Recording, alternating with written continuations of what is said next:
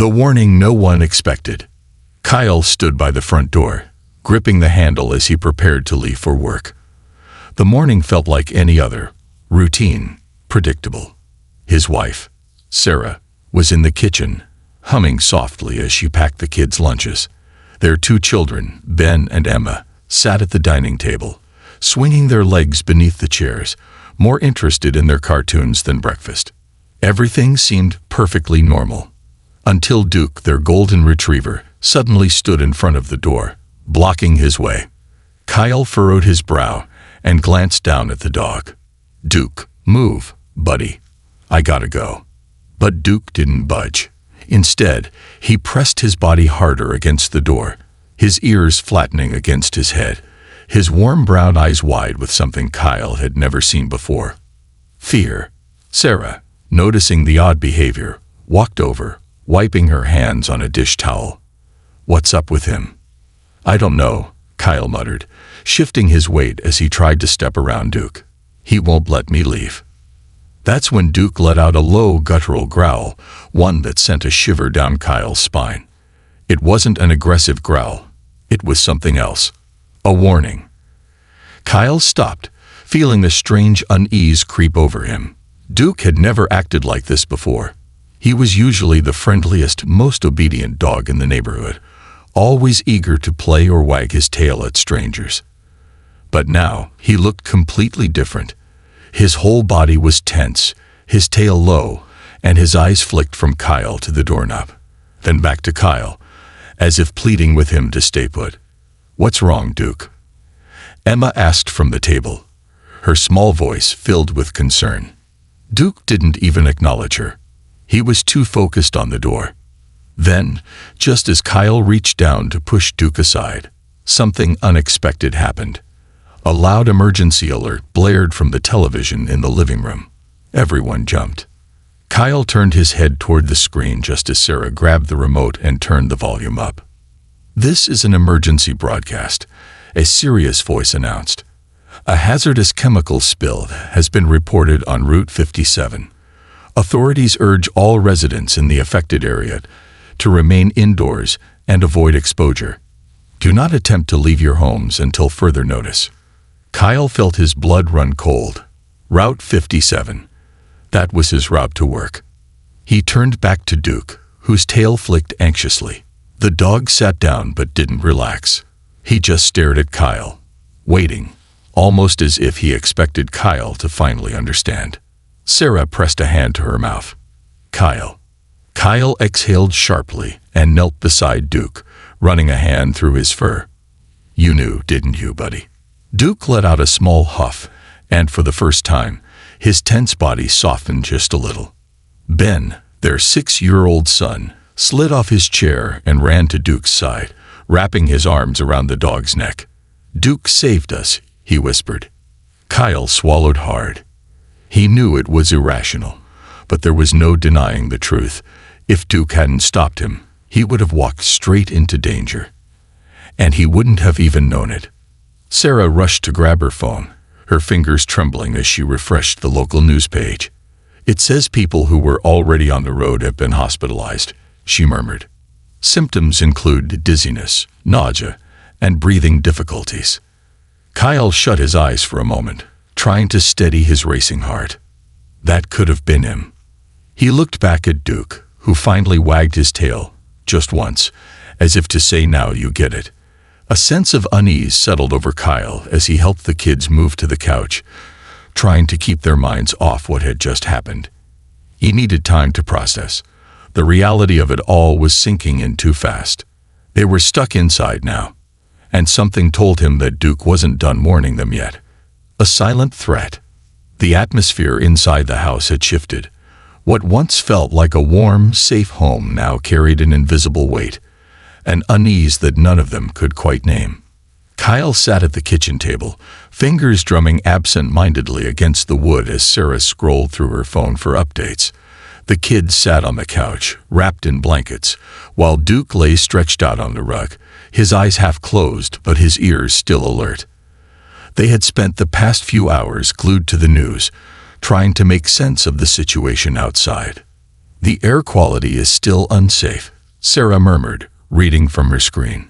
"Officials are working to contain the chemical spill, but they're saying the effects could linger longer than expected."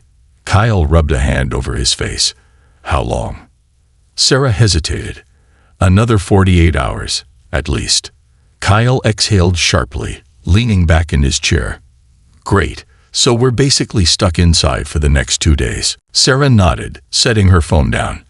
"I mean, at least we have everything we need. Food, water, electricity." As if the universe heard her words and decided to mock her, the lights flickered.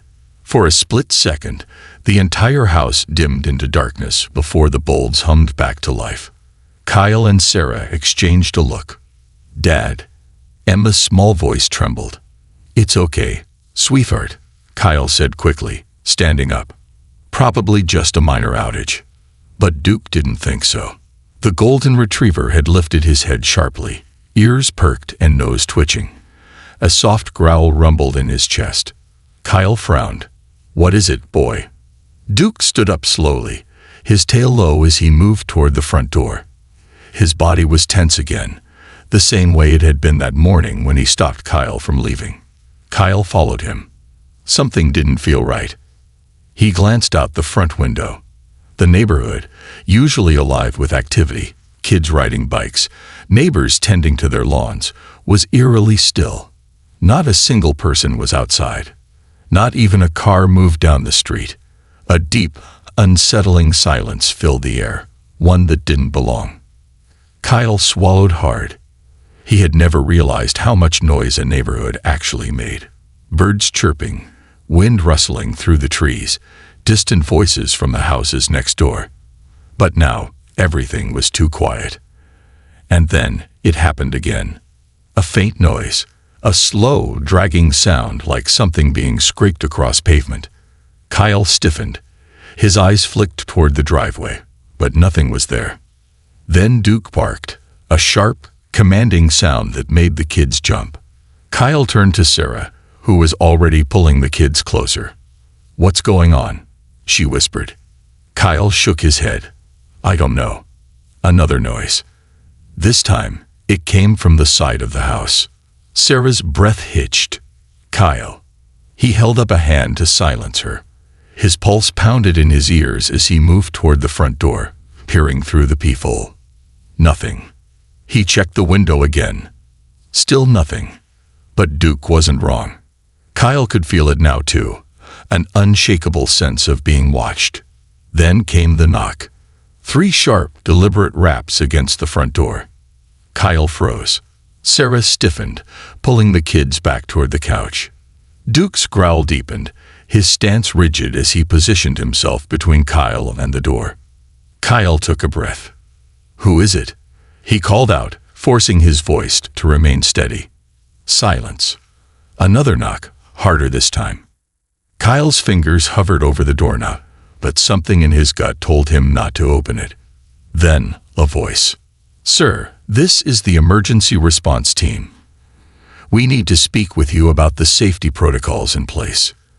Kyle hesitated. Something about the voice didn't feel right. It was too flat, too emotionless, like someone was reading the words instead of actually speaking them. He glanced back at Sarah, who shook her head quickly. "We're fine," Kyle called back. "We've seen the emergency alerts. We'll stay inside."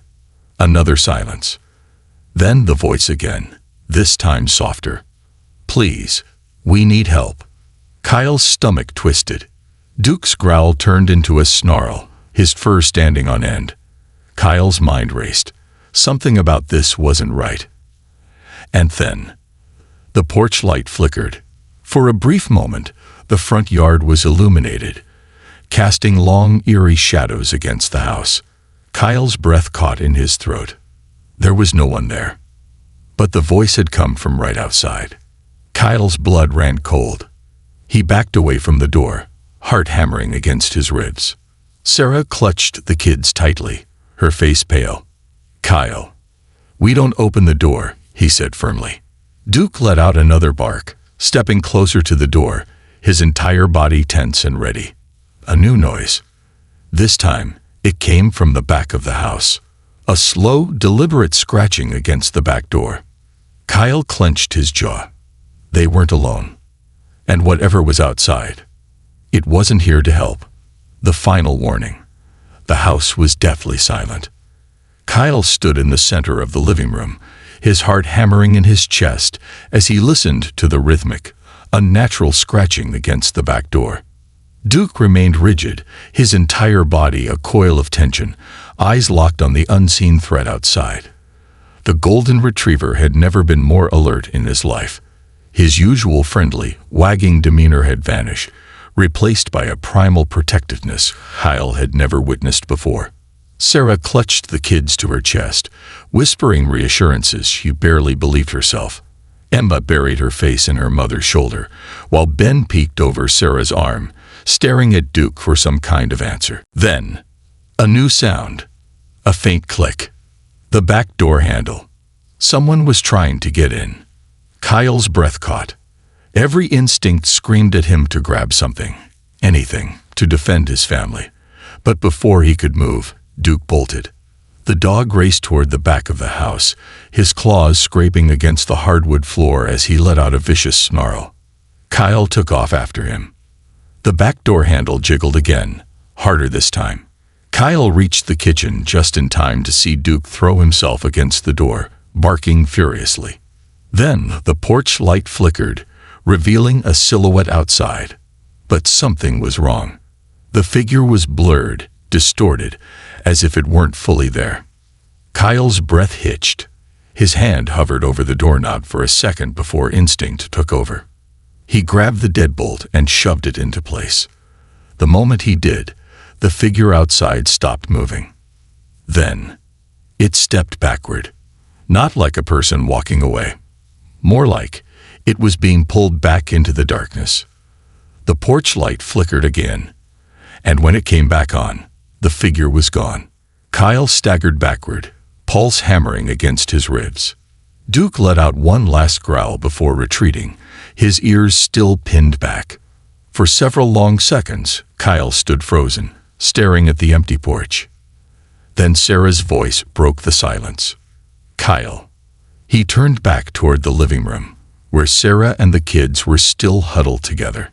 It's gone, he managed to say, his voice hoarse. Sarah exhaled shakily. Are you sure? Kyle hesitated, then nodded. For now. The air inside the house felt heavy, like whatever had been outside had left something behind. Something unseen, lingering in the corners of the room.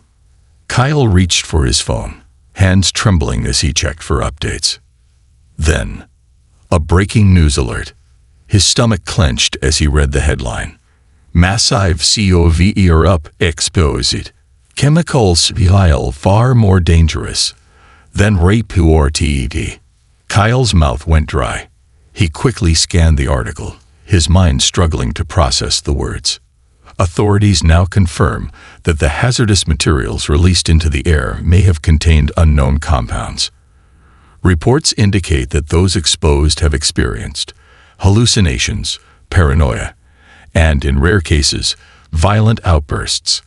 Officials are urging residents to remain indoors as investigations continue. Kyle's hands shook. Hallucinations, paranoia. He turned back toward the door. Had they really seen something? Or had something been trying to get inside? He looked at Duke, who still sat by the door, his muscles tense. No. Duke had sensed it. He had known before any of them. Kyle knelt down, running a hand through the dog's fur. You knew, didn't you, boy? Duke let out a slow breath, and finally wagged his tail, just once, as if to say, yes, and you finally listened. Kyle swallowed the lump in his throat. Sarah came over, placing a hand on his shoulder. We need to stay put until we know it's safe. Kyle nodded. And for the first time, he realized something chilling. The warnings on the news had all been about the outside. But what if the real danger wasn't just in the air? What if it had already made its way inside? Duke let out one last quiet whimper. And Kyle knew this wasn't over. Not yet. This concludes the story. Thank you for watching until the end. I hope you found it enjoyable. If you did, please consider liking the video and sharing it with your friends. Don't forget to subscribe to our channel and activate the notification bell for more captivating stories. Have a great day.